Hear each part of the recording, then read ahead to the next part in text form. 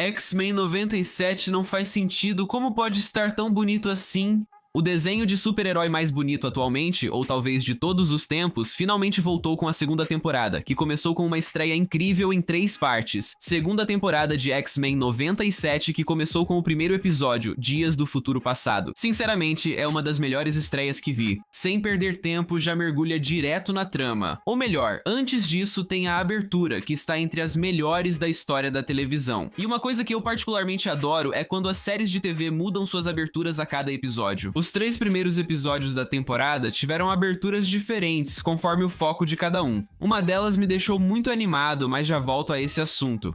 Este episódio leva cerca de 2 minutos para introduzir a ideia central da temporada após o gancho da temporada passada. Forge e Bishop resumiram que os X-Men foram enviados para 2 períodos importantes para Apocalipse, e agora cada um está indo para um deles. E mais tarde, Mãe Ascani simplifica a ideia do porquê eles viajaram no tempo. Um grupo foi ao passado para evitar a ascensão do Apocalipse, e outro ao futuro para derrotá-lo. Viagem no tempo é tão confusa que impressiona como conseguiram simplificá-la para um cenário fácil de entender no início da temporada. E eu acho que um dos motivos de ser mais fácil de entender é porque foca principalmente em 2 personagens, Apocalipse e Nathan Summers, e são jornadas muito únicas e particulares. Forge vai para o período mais bonito dos dois, o que me leva ao que eu mais gosto nessa série. Está incrível, o estilo de arte é ótimo, a série nunca deixa de ser cheia de cores, mas sempre de uma forma muito adequada, e a animação é incrível, colocando algo como,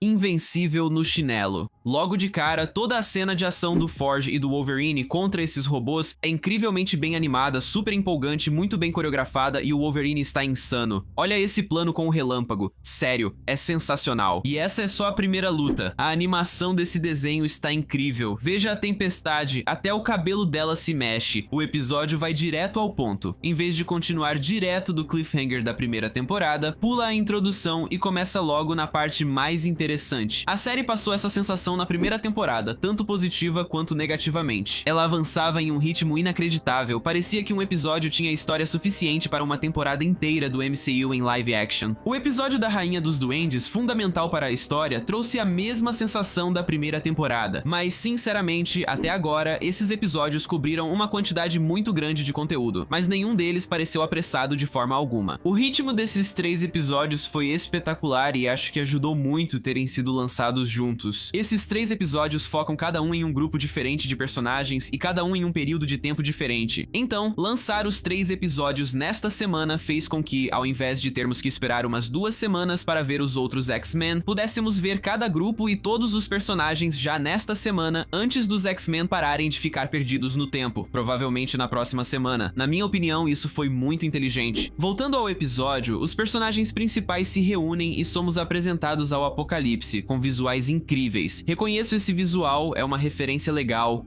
Eu também gostaria de mencionar que a música está muito boa. Esta temporada retoma a história de Nathan Summers, cujo personagem, em oposição ao Apocalipse, parece estar recebendo um foco real nesta temporada, centralizando a história ao redor dele, e até agora isso está funcionando muito bem. A relação complexa entre Nathan e seus chamados pais, sendo que apenas um é de fato, mas ambos são geneticamente, é muito interessante. E à medida que vemos eles juntos cada vez mais, lutando juntos nessa luta que está incrível, e então eles são capturados. O relacionamento deles evolui até a revelação para Nathan de que são seus pais, causando forte impacto emocional e servindo como clímax do episódio, dando-lhe força para se libertar. Sinceramente, senti pena desse garoto e dos pais dele, e pensar que ele vai crescer e virar o próprio Cable, um herói velho, endurecido e violento, é fascinante. Enquanto isso, o episódio continua impressionando com a combinação de visuais deslumbrantes, música e uma sensação épica, com Tempestade energizando a nave, a empolgação dos X-Men se unindo e a luta deles contra os Cavaleiros do Futuro. Assim como na primeira temporada, usou as habilidades do Ciclope de formas que eu nunca imaginei que os filmes conseguiriam. É um momento incrível mostrando o Wolverine lutando com garras de osso. Cara, até mesmo a viagem de trem até lá, só o trem em si e os visuais ao redor dele estão incríveis. Essa é uma série tão bonita e isso me faz curtir muito mais. Adorei a música do final e o desfecho dos personagens, especialmente a transição do Nathan recebendo o novo braço até o Cable no passado, preparando o futuro dele com uma nova equipe e conectando bem com o episódio 2. Amei esse episódio, achei lindo, muito bem animado, com ótimo peso emocional e personagens interessantes, além de preparar perfeitamente o terreno para o restante da temporada e sua história. Sinceramente, não tenho críticas, isso é nota 10 de 10. O episódio 2 se chama Uma Força a Ser Levada a Sério. A Force é outra equipe. Este episódio foca no Fator X e na X-Force, e diferente dos outros dois episódios, tem uma abertura a frio com o Fator X e mostra Cable recrutando Jubileu e Mancha Solar. Levando tudo em conta, as cenas foram boas, mas o clássico de interromper a conversa ao perguntarem o nome da equipe, seguido de uma introdução diferente do comum, foi simplesmente muah. Sou fã desse tipo de coisa. A abertura a frio emendando na intro foi empolgante, e criarem uma introdução diferente para X-Force foi sensacional. Fiquei realmente animado.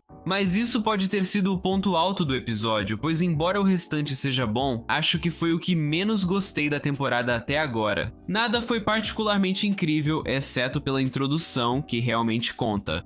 Em muitas outras séries, esse seria o episódio mais bonito da série, com alguns visuais de destaque, como o visual geral da cidade e essa cena da Jubileu em pé sobre o corpo morto da Morte, que ficou meio bonita e fez com que a Morte parecesse ainda mais impactante. As cenas de luta estão ótimas, como X-Force vs X-Factor e Jubileu contra soldados, mas não chegam ao nível do último episódio. Notei também que às vezes algumas pessoas ficam paradas em meio a uma horda de inimigos, o que soa ainda mais estranho nesta série tão bem animada. A música marcou, e costumo gostar dessa equipe. Jubileu se destaca, estando mais divertida nesta temporada do que na anterior, especialmente no episódio em que é o foco. Ela parece muito mais experiente, parece que tem mais voz, que não está presa no mesmo papel de antes. Ela evoluiu agora, e isso é muito legal de ver. A aparição do Cable dá lugar a Nathan Summers, fazendo os X-Men voltarem e seguirem suas jornadas. Eu simplesmente adoro a música aqui, porque é a mesma do final do último episódio, e adoro o jeito como mostram o Cable do presente logo depois, nos lembrando de como ele passou por tudo isso na juventude. Para ele, isso era o passado. Isso foi tipo há 40 anos para ele, em termos de envelhecimento. É um pouco complicado, mas e é bem louco pensar nisso. Esse episódio teve um começo fantástico e um final fantástico, com um meio muito bom. Eu daria uma nota 8 de 10. O episódio 3 se chama A Ascensão de Apocalipse Parte 1, o que é curioso, pois considerando a série original, já é mais ou menos a 15ª vez que ele aparece em várias histórias. Só agora vemos sua origem, que tecnicamente ocorreu por último, mas também primeiro. Viagens no tempo têm suas peculiaridades, mas admito que tornaram esse período bem interessante. A introdução mudou novamente, o que é sempre positivo. E o episódio começa com uma cena que basicamente impede o resto dos X-Men de participar da história do passado, explicando por que os outros X-Men não voltam para salvá-los, nem retornam ao momento para o qual os enviaram, o que é uma peculiaridade estranha das viagens no tempo, que fica um pouco confusa aqui, e sempre é assim. Não entendo por que eles não voltam exatamente ao momento da partida, já que o tempo no futuro não precisa corresponder ao tempo perdido no passado. Mas é isso, viagem no tempo nunca faz 100% de sentido. Mais uma vez, pulamos alguns meses à frente, passando por todos os momentos em que os personagens tentam entender o que está acontecendo e indo direto para o cerne da questão. Nesse período, Magneto virou conselheiro de Ensabanur e os X-Men são seu conselho.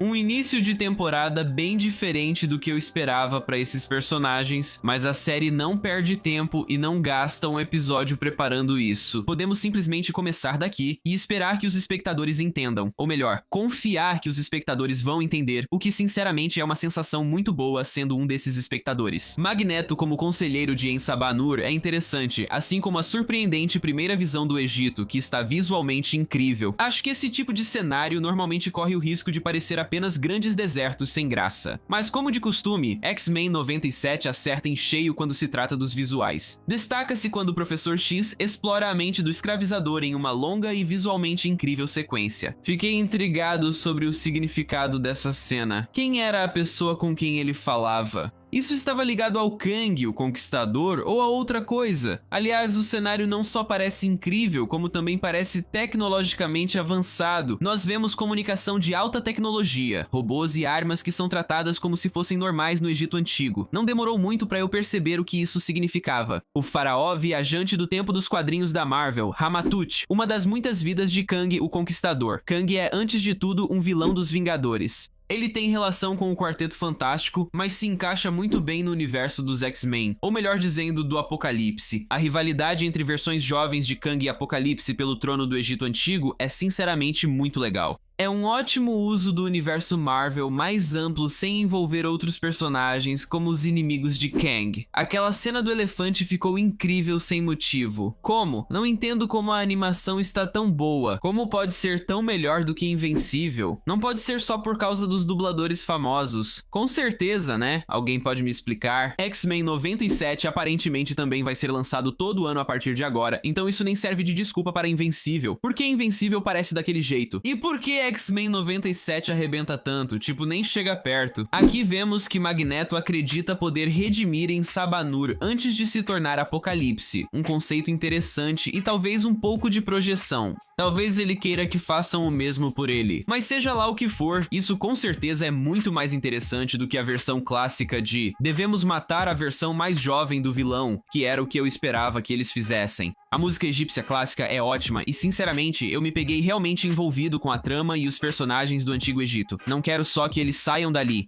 Quero que resolvam o que está acontecendo. Acho que em uma série pior, esse período pareceria clichê. Os personagens pareceriam desinteressantes. E eu só gostaria que voltassem, pois pareceria um episódio de viagem no tempo apenas para preencher espaço. Mas aqui não é essa a impressão. Estou especialmente interessado em Ensabanur e animado para ver mais do Ramatut. Fico feliz que isso seja em 2 partes. Falando nisso, o final do episódio foi ótimo, com uma tensão incrível enquanto Ensabanur se aproxima de se tornar Apocalipse. A revelação do Bishop é ótima, e o ataque do Ramatut é visualmente deslumbrante e funciona incrivelmente bem como um gancho para o próximo episódio. Esse episódio foi ótimo, mas talvez não alcance o nível do primeiro. Eu daria nota 9 de 10. Essa também é a média dos 3 primeiros episódios, resultando em uma estreia fantástica de 3 episódios que deve render uma temporada excelente. Eu continuo ficando impressionado com os visuais, a animação e a narrativa dessa série, mas essa temporada até agora realmente me impressionou com a forma como conseguiu lidar com tantos personagens ao mesmo tempo. Por enquanto, evitando a armadilha de Justiça Jovem, enquanto também cria uma trama de viagem no tempo relativamente fácil de entender e muito envolvente, que funciona muito bem ao focar em 2 personagens, Cable e Apocalipse. Mal posso esperar para ver onde isso vai dar daqui pra frente. Me diga o que você achou nos comentários aqui embaixo e obrigado por assistir. Até mais.